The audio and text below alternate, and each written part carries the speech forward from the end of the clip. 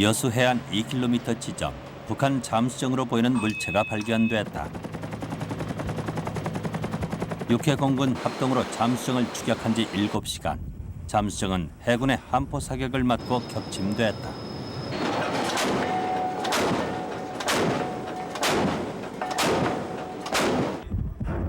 그렇게 거제도 앞바다에서 가라앉은 지 3개월 후 150m 깊이의 바닷속에 가라앉아 있던 북한 반잠수정이 드디어 물 밖으로 모습을 드러냈습니다. 해저 150m에서의 선체 인양은 세계를 놀라게 한 사건이었다. 지금까지 세계 기록은 98m, 150m는 인류 최초의 도전이고 첨단 기술의 개가였다.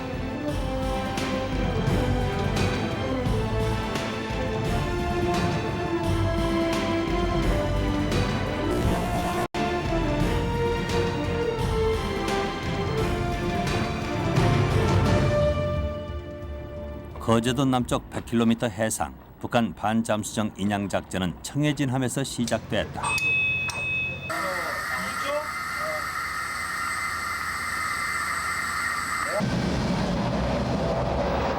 그동안 여러 번에 걸쳐 실험 잠수는 해왔지만 수심 150m에서의 실전은 이번이 처음이었다.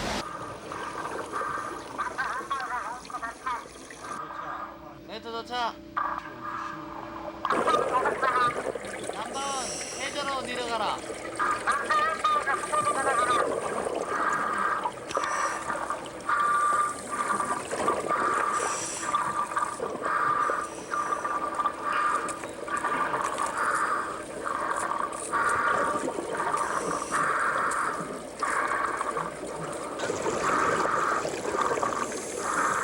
랜턴을 비춰도 가시거리는 2m 안팎이다. 해저는 무거운 잠수 장비를 착용하고도 몸이 수평으로 눕혀질 만큼 강한 조류가 흐르고 있었다.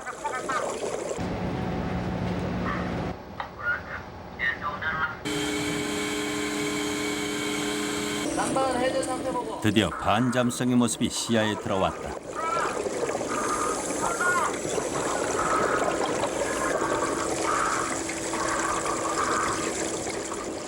반잠수정을 와이어로 묶어 단단히 연결하는 데 걸린 시간은 총 16시간. 몸을 짓누르는 바닷속의 압력과 지상에서보다 10배 이상 심한 체력 소모. 잠수정 인양은 온갖 신체적인 악조건과의 싸움이었다.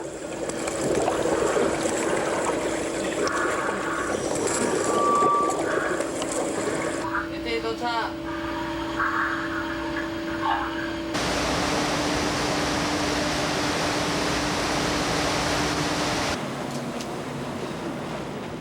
우리 해군이 잠수정 인양을 추진한다고 했을 때 세계는 그 성공을 의심하면서 추이를 지켜보고 있었다.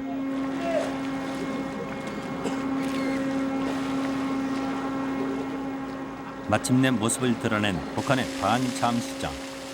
당시 국내에서는 북한 침투의 확실한 증거물을 찾았다는 점에 흥분했다. 그러나 세계의 반응은 달랐다.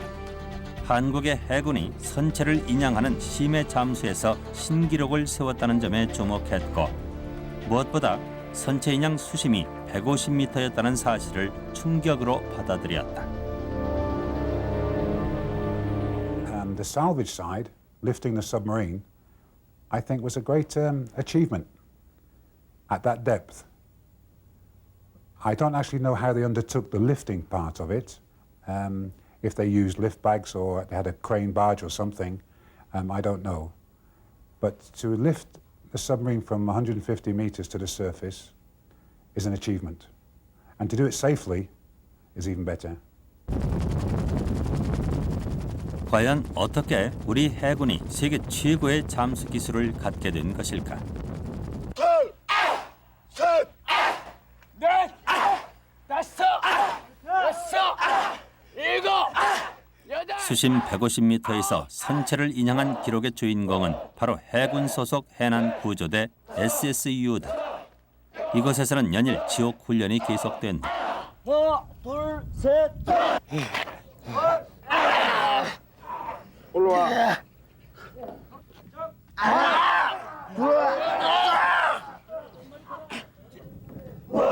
물속에서의 상황은 항상 생명과 직결되기에 이들의 훈련 강도는 대한민국 군인 중 최고다.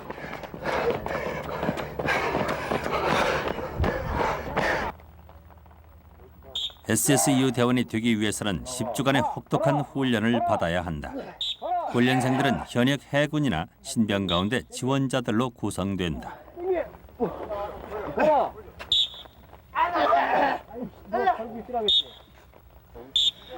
입교해서 3주까지는 육상에서 강도 높은 체력 단련을 받고 그 후에는 해상에서의 수중 훈련을 집중적으로 받는다. 혹독한 10주 교육을 마치면 이들은 체력적으로 최상의 상태가 될 뿐 아니라 사회에 나가 활용할 수 있는 스킨스쿠버까지 익힐 수 있게 된다.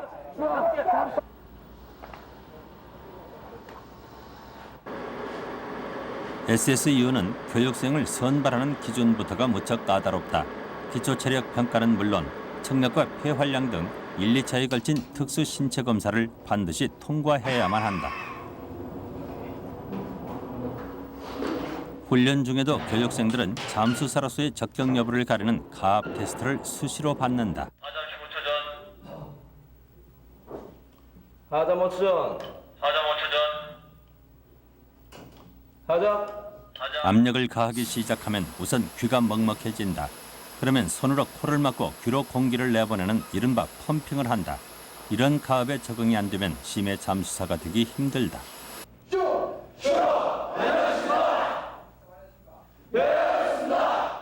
(10주) 과정에는 잠수 이론 역시 필수 과목이다.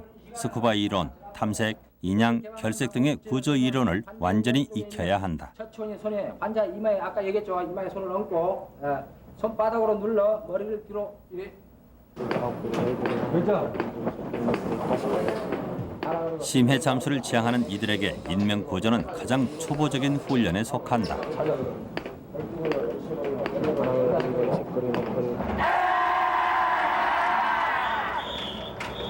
훈련 과정 7주째부터는 매일 저녁 20km 구보 행군이 이어진다. 보통 군부대의 하루 일과는 저녁 5시면 끝나지만 SSU는 8시간 넘어서야 일과가 끝난다. SSU에 선발된 인원 가운데 10주간 교육 과정을 모두 마치고 수료하는 이는 절반 정도에 불과하다. 소위 지옥 훈련이라고 불리는 기초 체력 훈련을 견디기 어렵기 때문이다.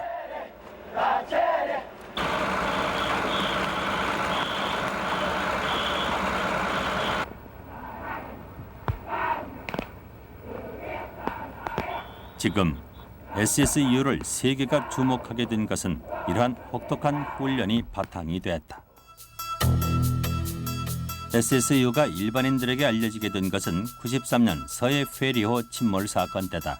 당시 단 한 구의 시체도 유실하지 않고 건져 올리면서 국민들에게 주목을 받았던 SSU 대원들은 그 후 충주 유람선 화재 사고와 성수대교 붕괴 사고 현장에서 몸을 맡기지 않고 구조 작업을 벌였다. SSU가 창설된 것은 1950년. 하지만 SSU는 군함이나 잠수정 인양, 수중 장애물 제거 등 특수 임무를 주로 맡아왔기 때문에 철저히 베일에 가려져 있었다.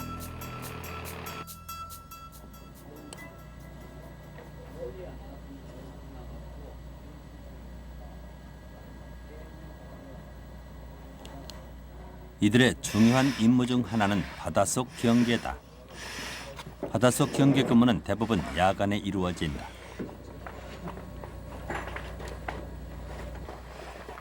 야간 잠수는 자칫하면 바닷속에서 방향 감각을 상실할 수 있기 때문에 대단히 위험하다.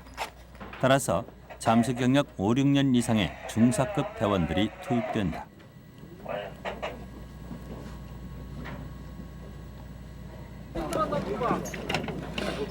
출발.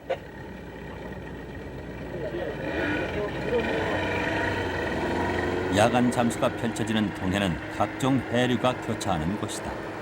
그런 탓에 음파 탐지기 같은 첨단 장비로도 적국의 잠수함 통행을 일일이 확인하기가 힘들다.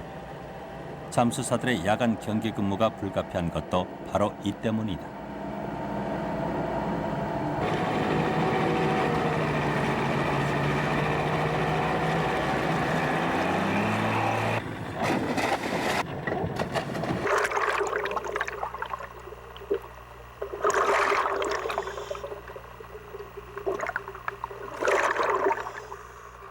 사방을 비춰도 온통 어둠뿐인 바닷속에서 이들이 의지하는 것은 2시간 동안 버틸 수 있는 산소통 하나와 랜턴뿐.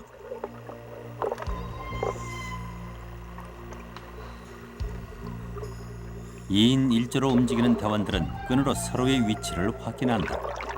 혼자 있다 조류에 밀리면 바다에서 헤어나올 수 없기 때문이다. 이들이 근무를 서야 할 지점의 수심은 40m. 수심 40m의 특정한 바닷속을 지키는 것이다.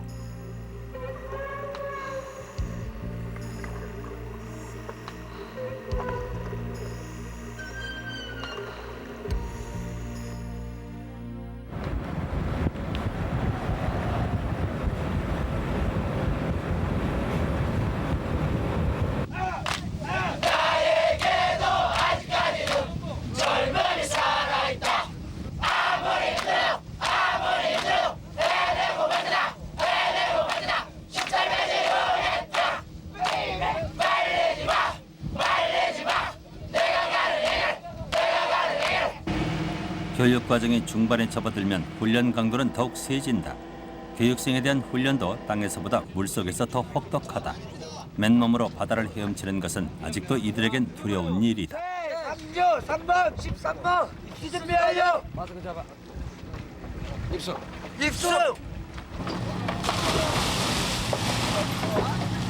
그래 가면 너무 구전단대로 밀린다고 상대들을 지금 2부도 쪽을 보고 들어가야 돼. 바다 한가운데다 훈련생들을 하나씩 떨궈 놓으면 이들은 온 힘을 다해 물 밖으로 헤엄쳐 나와야 한다.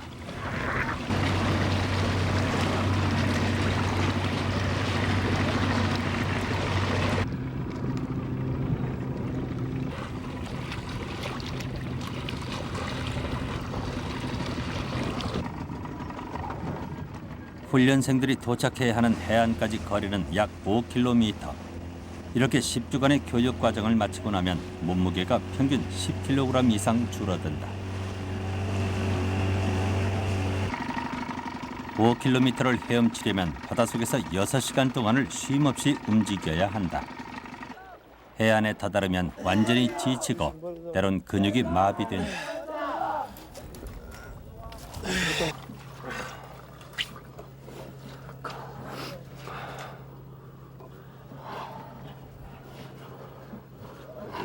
장거리 수영을 하고 나면 한동안은 온몸이 떨려 물 마시기조차 힘들다.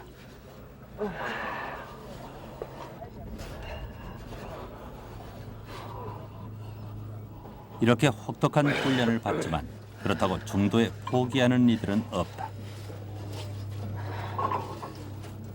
그러나 교육이 막바지에 접어들수록 훈련은 더욱더 힘들어지고 탈락하는 교육생들도 그만큼 늘어난다.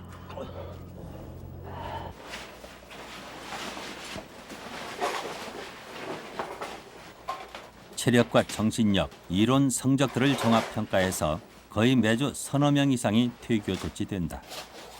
이번엔 장거리 수영에서 낙오된 사람들 가운데 7명이 부대를 떠나게 됐다. 체력적으로 힘든 것보다는 수영이 좀 안 돼가지고 그래서 지금 대구에 나가는. 지금 심정이 어때요? 아쉽습니다. 목소리 하고 싶었는데.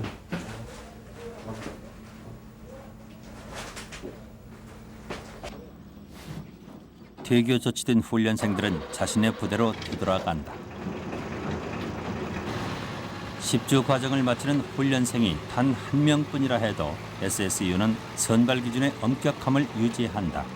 선발 기준은 곧 극한 상황에서도 살아남을 수 있는가를 가늠하는 잣대이기 때문이다.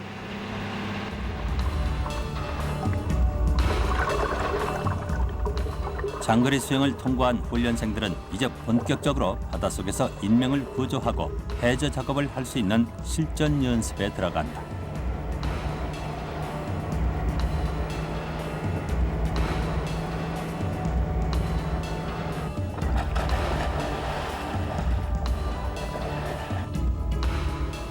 스쿠바의 경우 앞만 볼 수 있는 물안경을 쓰기 때문에 앞이나 뒤에서 닥치는 위험을 모를 때가 많다. 갑작스런 장비 고장으로 질식할 수도 있고 날카로운 물체에 상처를 입을 수도 있다. 그래서 스쿠버 훈련을 할 때는 끊임없이 위기 상황을 주고 즉각적으로 대처할 수 있도록 가르친다. 물속에서 용접과 절단하는 법까지 배우면 교육 과정은 끝이다. 그러나 10주 과정은 심해 잠수사가 되는 첫걸음에 지나지 않는다. 저희들이 10주 교육이 끝나고 실무 생활 1년 이후에 스님하사 정도 중사 계급에서부터 해름 이제 미킹께서 교육을 받고 이 다음에 바로 최고의 이제 교육인 포화잠수 약 한 10년 이상은 아마 걸릴 것 같습니다.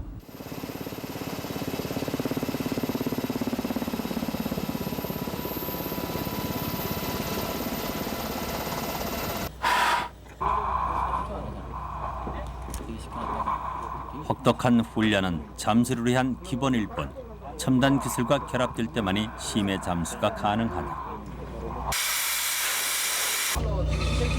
잠수는 어떤 장비를 장착했는가에 따라 바닷속으로 들어갈 수 있는 수심의 깊이가 달라진다. 해녀처럼 오리발과 물안경만 착용하고 잠시 호흡을 멈춘 채 잠수할 경우 들어갈 수 있는 수심은 10m 정도다. 공기통을 메고 들어가는 스쿠버 다이빙의 경우 한계 수심은 40m. 40m 이상 더 깊은 바닷속으로 들어갈 때는 표면 공급 공기 잠수를 한다. 표면 공급 공기 잠수는 수심이 깊어지면서 생기는 호흡 곤란을 막기 위해 압축한 공기를 배와 연결된 헬멧 호스를 통해 넣어주는 것이다.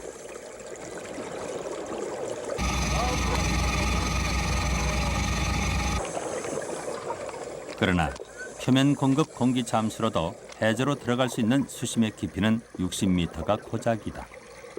과연 인간의 잠수 한계는 어디까지일까? 인간 아가미로 불리는 피핀이나 페르잘리 같은 사람들은 무호흡 잠수로 해저 100m보다 깊은 곳까지 잠수했다. 지난 50년 동안 잠수의 역사는 누가 더 깊이, 누가 더 오랫동안 바닷속에 머무를 수 있는가의 경쟁이었다. 최초의 잠수 장비가 등장한 것은 1920년대. 나무통을 머리에 쓰고 조개나 석화를 따던 이때까지 바닷속으로 들어갈 수 있는 수심은 10m 정도였다. 무호흡 잠수였기 때문에 물속에서 견딜 수 있는 시간도 3분을 넘기 힘들었다. 양철통과 자전거 튜브를 달고 잠수를 시도했던 미국의 에드가 앤드는 30년대 항상 새로운 잠수 장비를 선보이며 화제를 불러일으켰다.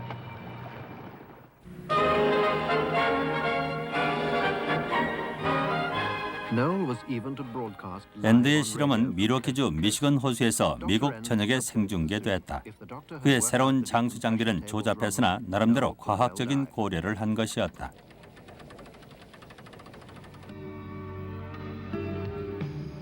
바로 지금의 스쿠버 장비인 공기통과 기능이 비슷한 기체 공급 장치를 등에 달고 잠수했는데 수심 30m까지 들어가는데 성공했다.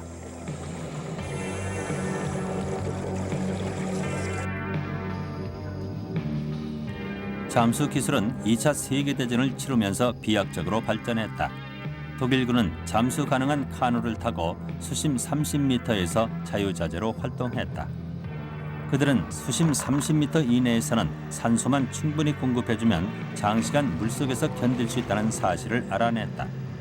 이 산소 호흡법으로 독일군은 적군 함선에 접근해 폭발물을 부착하고 폭파하는 기습전을 벌였다.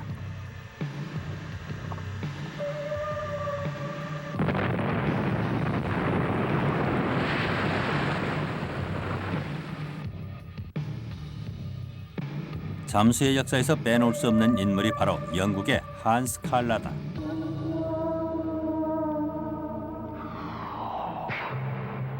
그는 9kg에 달하는 잠수복을 입고 가솔린 드럼통으로 자신이 직접 변형시켜 만든 잠수정 안에 들어가 수심 60m까지 잠수하는 데 성공했다.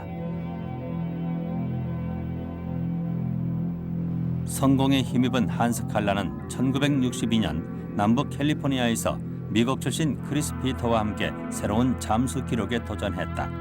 목표 수심은 100m.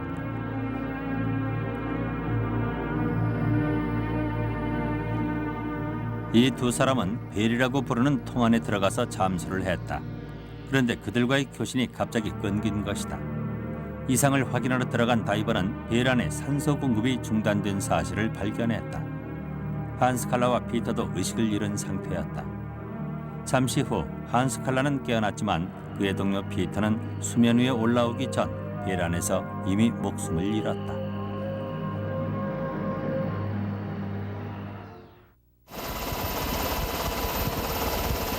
그 후 세계가 단 한 번도 성공한 적이 없는 해저 150m에서의 선체 인양을 SSU가 최초로 시도한 것이다.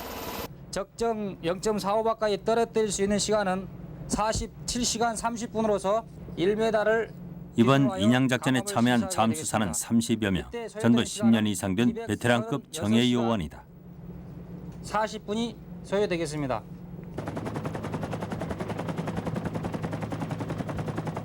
해군은 음파 탐지기인 소나를 이용해 반잠수정으로 추정되는 물체의 위치를 알아냈다. 그 위치는 거제도 남쪽 100km 해상.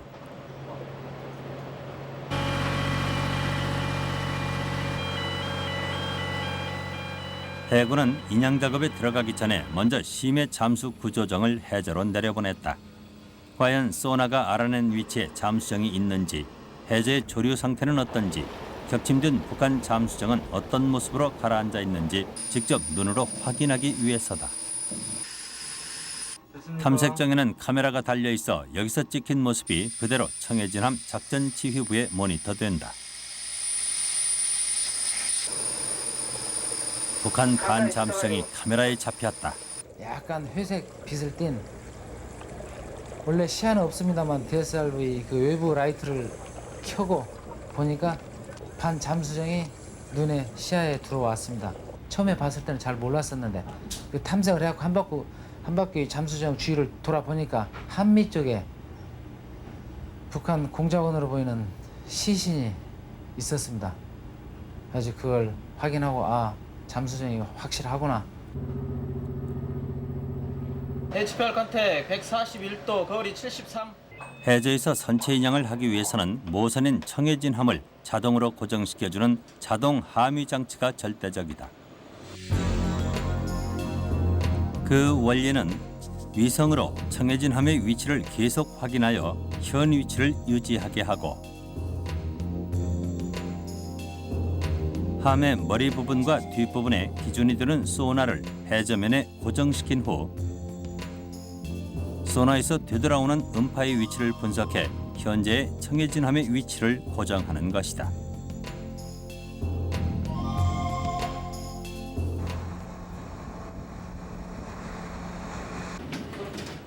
SSU는 3월 1일부터 며칠 동안 파도가 높지 않고 해저의 조류도 약할 것이라는 기상 통보를 받았다.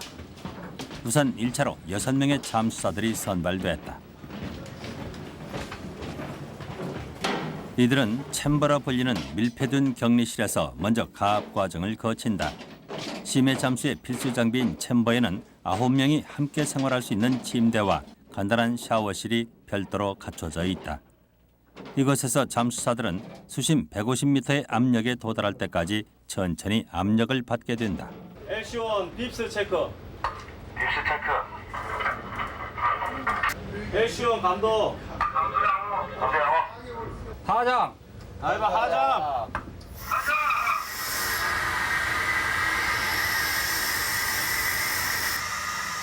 심해 잠수는 한마디로 바닷속 압력과의 전쟁이다. 수심 150m의 압력까지 가압하려면 꼬박 하루가 걸린다. 가압을 할 경우 폐를 비롯해서 코와 귀를 잇는 곳, 뇌 앞부분이 우선적으로 영향을 받게 된다. 그래서 챔버 안의 잠수사들은 계속 펌핑을 하면서 높아지는 압력에 적응해야 한다.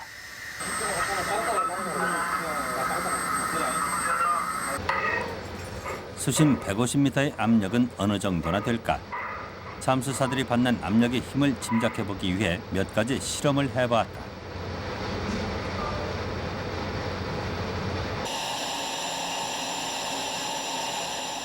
불과 수심 5m의 압력이 주어졌을 뿐인데도 공이 찌그러지기 시작했다. 150m의 압력이 가해지자 공은 완전히 반으로 접혀졌다.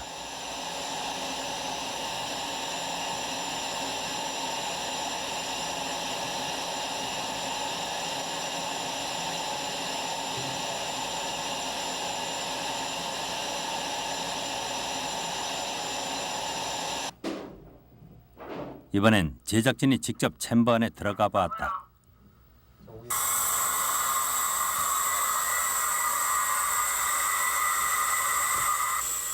수심 10m에 이르자 귀가 먹먹해지고 25m부터는 통증이 느껴졌다.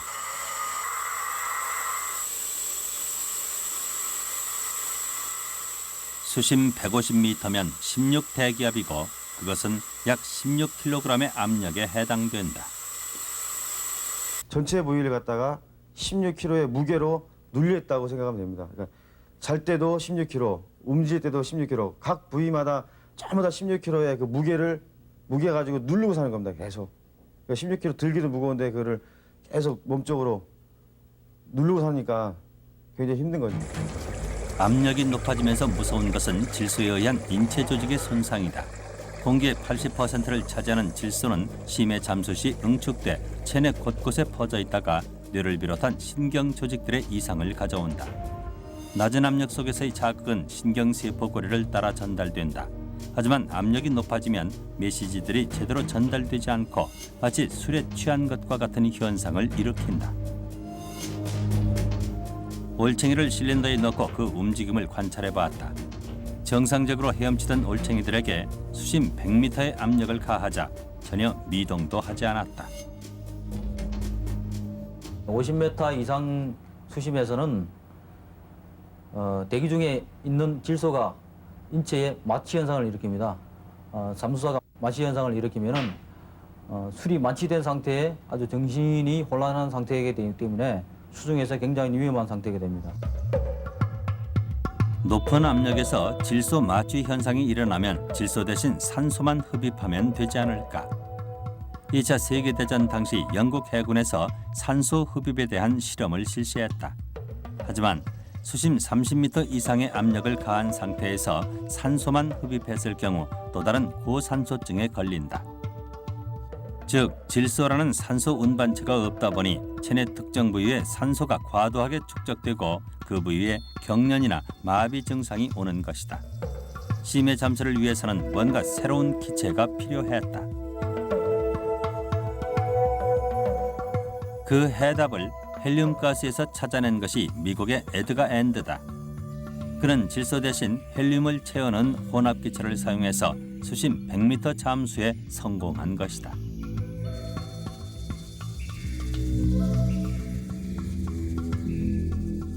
그러나 여전히 문제는 발생했다. 심해에서 갑자기 떠오를 경우, 즉 압력을 급격히 낮추면 혈관 속에 기체가 팽창되면서 기포가 생겨 혈액의 흐름을 막는 것이다.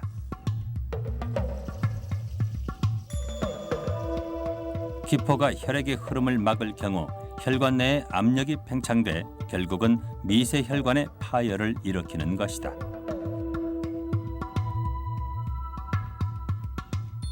또한 압력의 가장 약한 신체 부위가 관절이다. 압력으로 연골이 수축되면 움직일 때마다 통증이 느껴진다. 팔을 계속 굽혔다 폈다 하면 관절이 아프지 않습니까? 그런 것처럼 이렇게 좀 바늘로 찌른 것처럼 그렇게 아픕니다. 그 저희들이 일반적으로 기계 작동할 때 윤활유를 치지 않으면 기가 이렇게 좀 원활하게 돌아가지 않지 않습니까? 그런 것처럼 좀 저희 몸속에 물렁뼈 같은 이게 관절이 압축을 받아가지고 원활하게 잘 움직이지 못합니다. 잠수사들은 챔버 안에서 이런 신체적 변화를 견디면서 가압에 적응하는 것이다.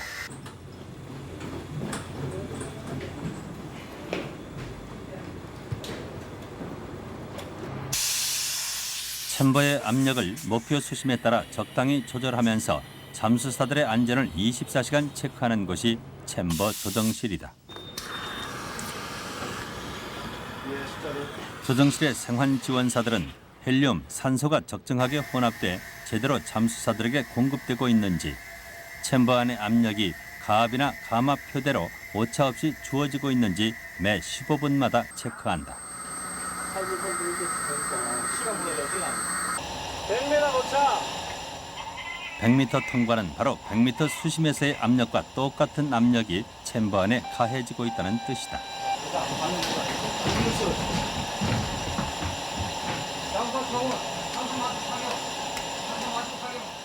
조정실에서 수시로 챔버 안의 안전을 체크해도 위기 상황은 언제든 발생한다. 이런 비상시에 즉각적인 대응을 하지 못하면 곧바로 잠수사들의 생명이 위험해진다. 예.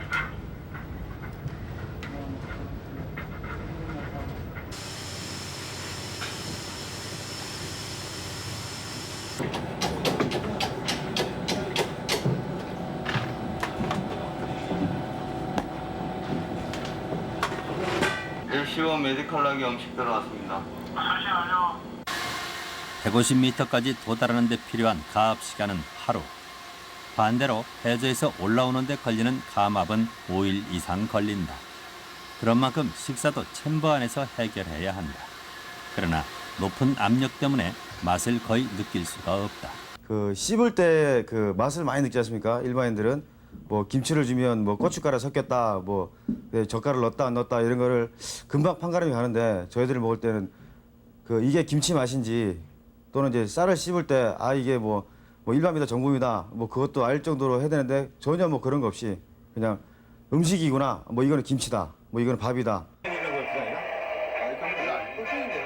잠수사들은 비디오를 보거나 소설책을 읽는 것으로 시간을 보낸다. 몸이 괴롭고 신경이 날카로워져 단순한 일이 아니면 집중할 수 없기 때문이다.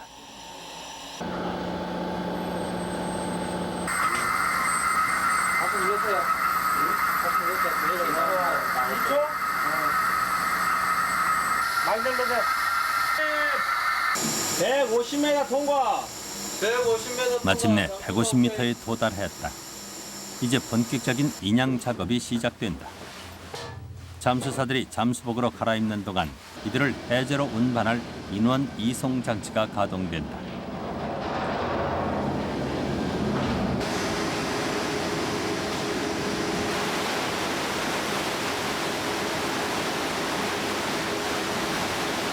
PTC로 이동. 챔버와 연결된 인원 이송 장치는 항상 챔버와 같은 압력을 유지한다. 잠수사들은 이 인원 이송 장치를 타고 실제 바다 밑으로 내려간다. 이미 150m 수심에 맞는 가압 과정을 거쳤기 때문에 인원 이송 장치의 하강은 짧은 시간 안에 이루어진다.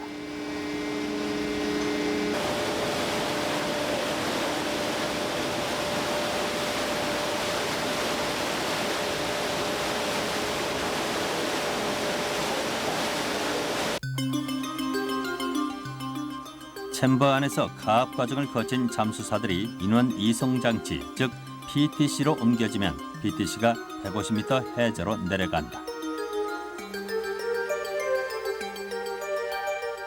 잠수사들은 PTC 밖에서 작업을 하게 된다. 그곳이 수심 150m 바닷속이다.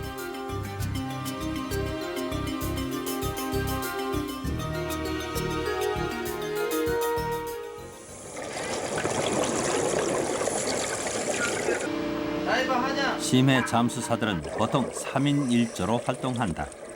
한 명은 PTC에 남아 수중 작업을 하는 두 사람의 잠수사를 돕는다.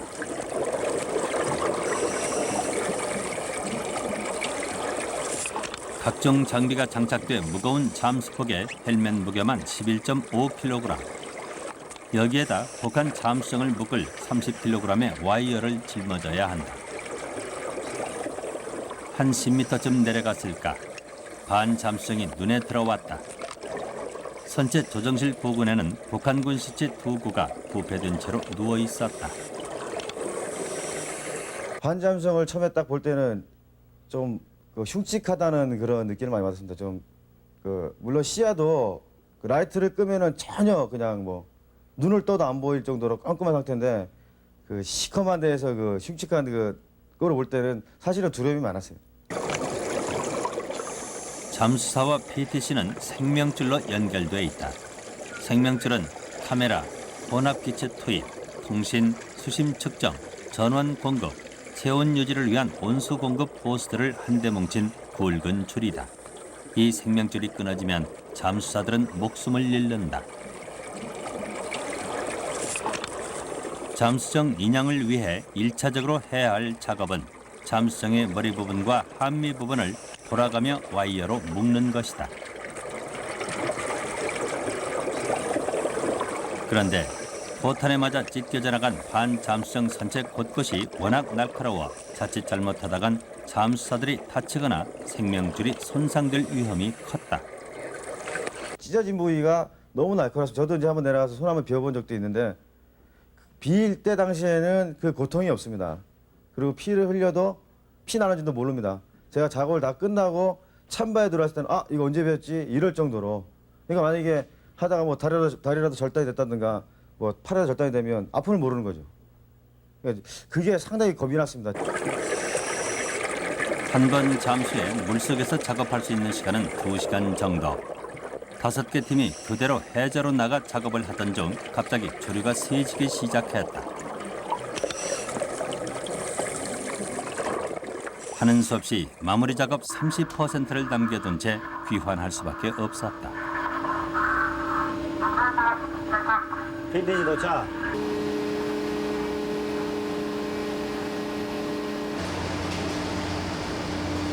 저는 처음에 1차 팀 들어갔을 때 100% 성공하리라고 생각했는데 그 날씨 관계로 100% 성공을 못하고 거의 70%만 성공했습니다.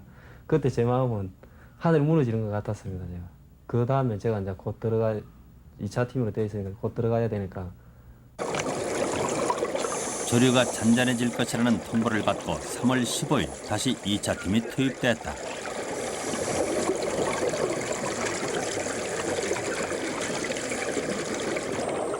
이 차 팀에게 주어진 임무는 앞서 작업한 잠수정 결색이 튼튼한가를 확인하고 반잠수정이 빠져나가지 않도록 와이어를 단단히 연결시키는 것이다.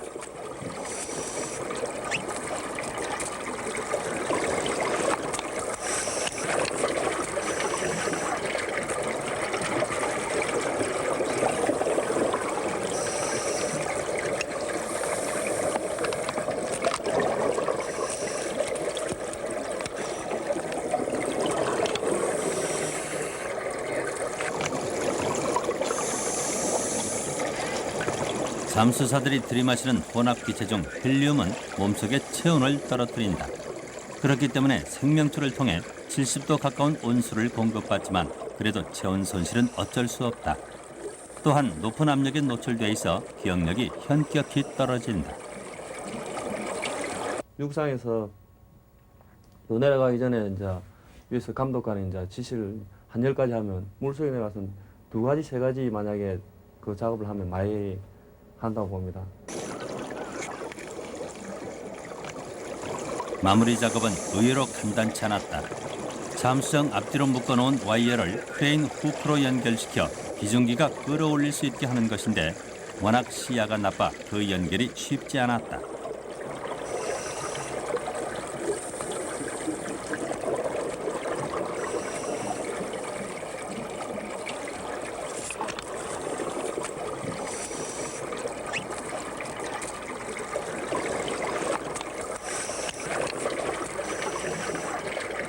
(10분) 정도 작업을 하고 나선 잠시 동안 오그리고 있어야 했다.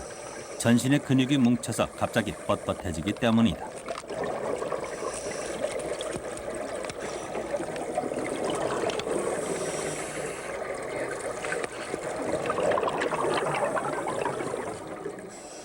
마침내 2차 팀의 마무리 작업이 완료됐다. 빈티지 도착. 빈티지 도착.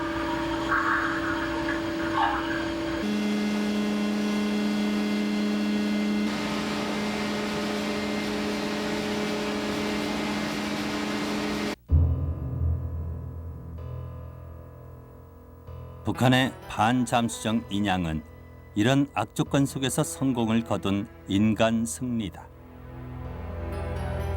SSEO가 포화 잠수 기술을 어렵게 도입해 실전에 응용한 지 4년 만의 일이다. 저희가 그 혼합기체 잠수를 배우기 위해서 정말 이 사정해가지고 그 해름가스 한번 마셔보려고 고생도 많이 했습니다, 애들이. 근데 이제 지금은 오면은 우리한테 배우려고 하고 그네들이 더 오히려 훈련을 더 많이 하자 하고 요구할 정도니까 우리가 이제 그만큼 미국을 능가하는 거죠. 미국은 불과 얼마 전까지 포화 잠수 기술을 알려달라는 우리 해군의 요구를 번번이 묵살해왔다. 미국의 거부에도 불구하고 해군이 끈질기게 포화 잠수 기술을 이전받고자 한 데는 잠수함 도입과 깊은 관련이 있다. 잠수정이나 함정이 침몰했을 경우 이를 구조 인양할 수 있는 기술은 현재로선 포화 잠수뿐이기 때문이다. 우리나라의 배타적 경제 수역 200캐리의 80%가 수심 300m 이내입니다. 그러면은 우리가 이제 그 선진 해군처럼 잠수함도 지금 작전하고 있지 않습니까? 그러면 이런 잠수함이나 또는 수상함들이 어떠한 그 사고를 당했을 때 가서 이제 저희가 구조를 해야 되지 않습니까? 그러면 300m까지는 해야 우리 배타적 경제 수역 내에 80%를 커버하기 때문에 그래서 이제 포화 잠수 기법이 도입된 거죠.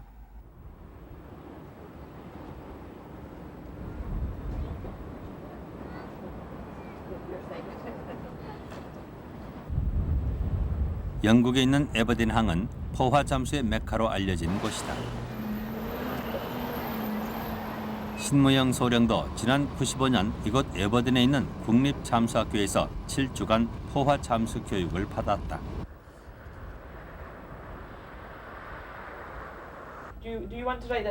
현재까지 SSU의 포화 잠수 기초 교육은 바로 이 잠수학교에서 전수받은 것이다. 국내에는 포화 잠수 시뮬레이터가 없어 관련 교육을 받을 수 없기 때문이다.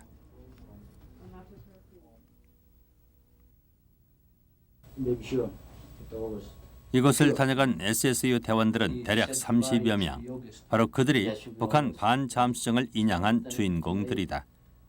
이곳에서 배운 기술을 단 한 번의 실전으로 성공시켰다는 점에 대해 학교 측도 굉장히 놀라워하고 있다.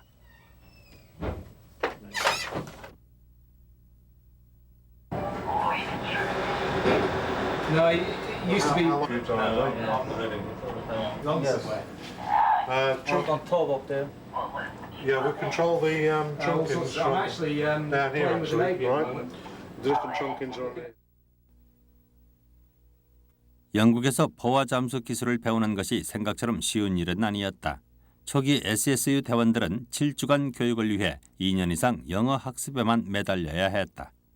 일단 우리 잠수사들이 해외로 교육을 가게 되면은 이 언어의 장벽이 있습니다. 언어의 장벽으로 인해서 100% 기술을 우리가 습득을 하기가 사실상 어렵고. We had difficulties in the language as the main difficulty. But after the initial week that they were here, the Korean Navy divers to understand more. And that's what they did. They were very good. They had a few of the team who understood, who picked it up quickly, told the other people what things were. So they worked as a team, which is very good.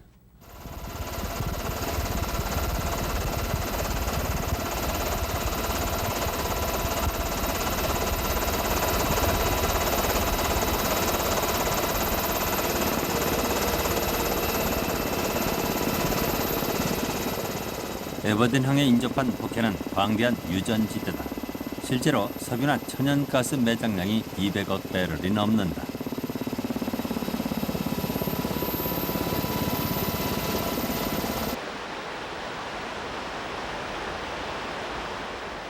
영국은 바로 이 유전을 개발할 목적으로 지난 40년 동안 눈에 띄게 잠수 기술을 발전시켜 왔다.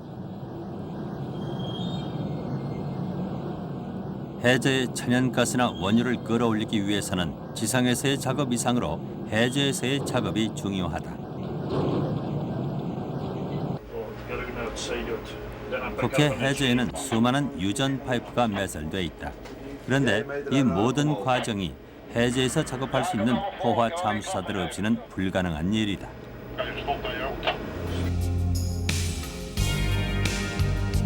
유전지대에 파이프라인을 깔고 연결하고 유전 저장소를 설치하고 심지어 고장나면 정비하는 일까지 포화 잠수사들의 손이 미치지 않는 곳이 없다.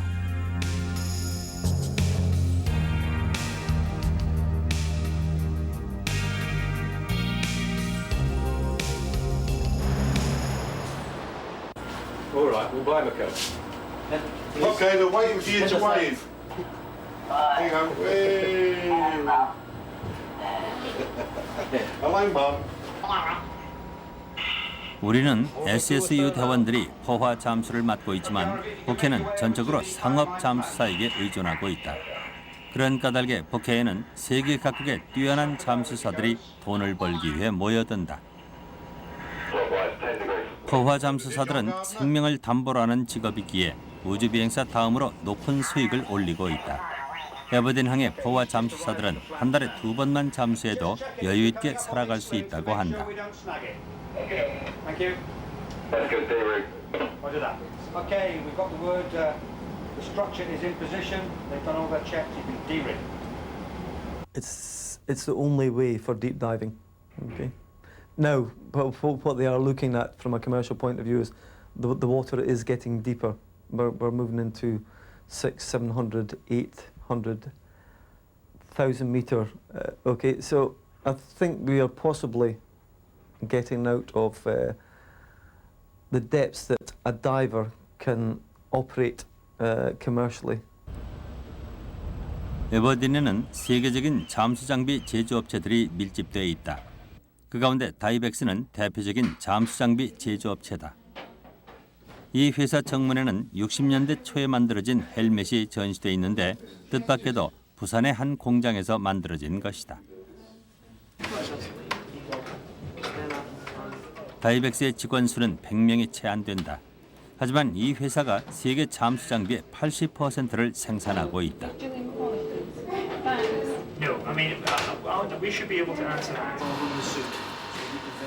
다이벡스사는 최근 스텔스라는 최첨단 잠수복과 헬멧을 개발했다. 지금보다 가볍고 성능이 훨씬 좋아진 이 스텔스 장비에 SSU도 관심이 많다. Okay, I'm back. Okay.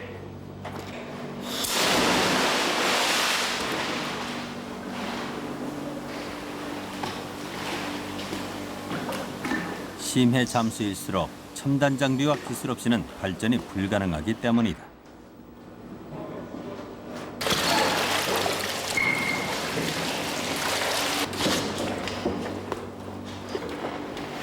So how do you feel about that? Good. Yeah, that's nice. Very good swimming, sir.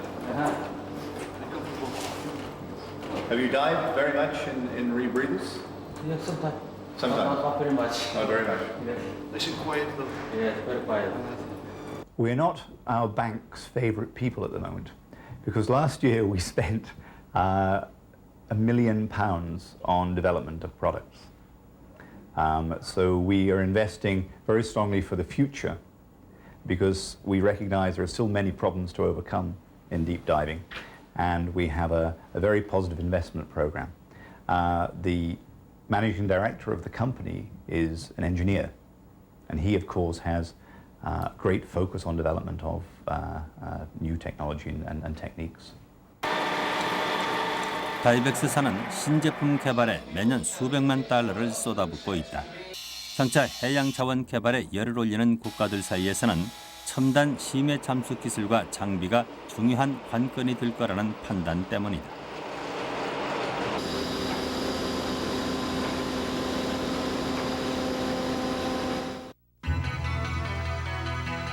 우리 해군은 2002년 중기 계획으로 포화 잠수 교육 시스템을 도입할 예정에 있다.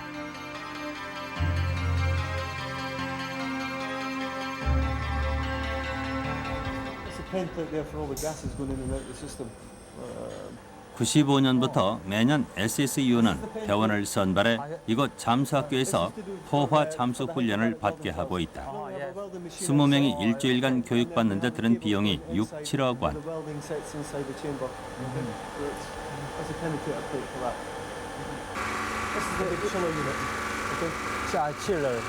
포화 잠수 교육 시뮬레이터를 도입하는 이유는 이런 경비를 절감하겠다는 의미도 있지만 그보다는 절대 부족한 포화 잠수사들의 수를 자체 교육을 통해 양성하려는 데 있다.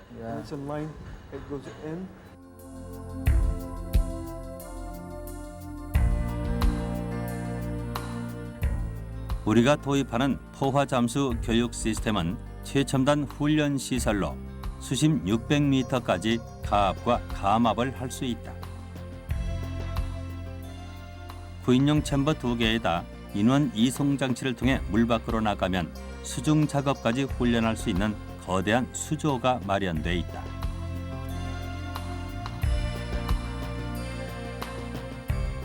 I think ultimately as well, what we are looking at is a culmination of training for us is for the Koreans to be self-sufficient in saturation diving techniques.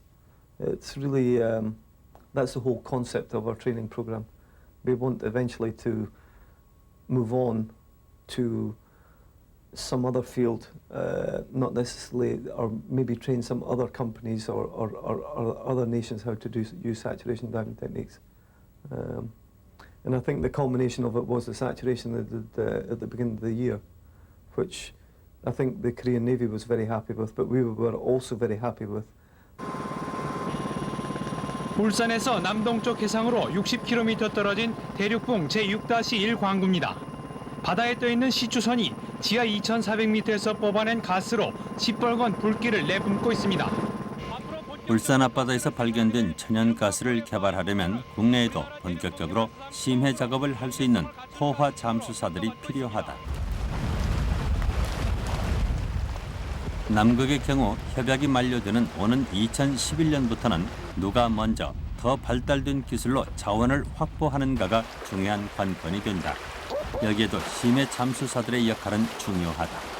이 300m 이내에 있는 해저는 우리 기술로 다 도전할 수가 있습니다. 그러면 이 300m 이내는 유전, 그 다음에 심해저, 망간, 크롬, 니켈, 그 다음에 광케이블, 그 다음에 또 어떠한 그 구조 이런 것을 다 도전할 수 있는 그 수심입니다.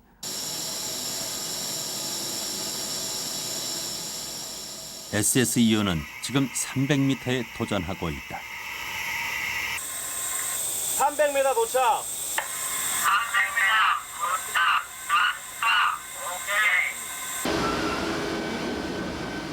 300m의 압력은 150m의 2배. 작업의 어려움은 상상하기조차 힘들다.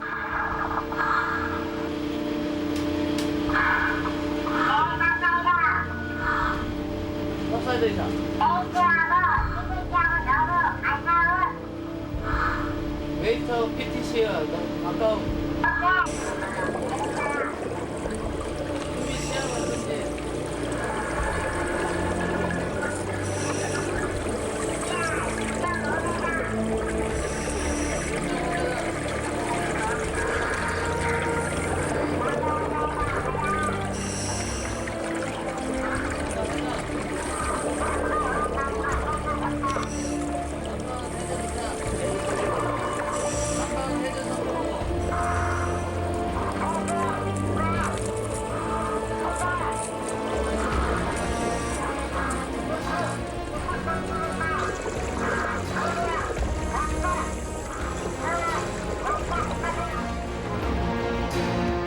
SSEU는 매 순간 극한 상황과 전쟁을 치룬다. 인간 한계에 도전. 그러나 이들의 성공은 이제 그 이상의 의미를 갖는다. 이들의 정신력과 이들의 기술과 그래서 이들이 만들어낸 결과는 곧 미래의 우리 국가 경쟁력, 바로 그것이기 때문이다. 바닷속 심해에서 빛을 찾는 이들, 어둠 속에서 미래를 여는 사람들. SSEU가 바로 거기에서 새로운 장을 열고 있다.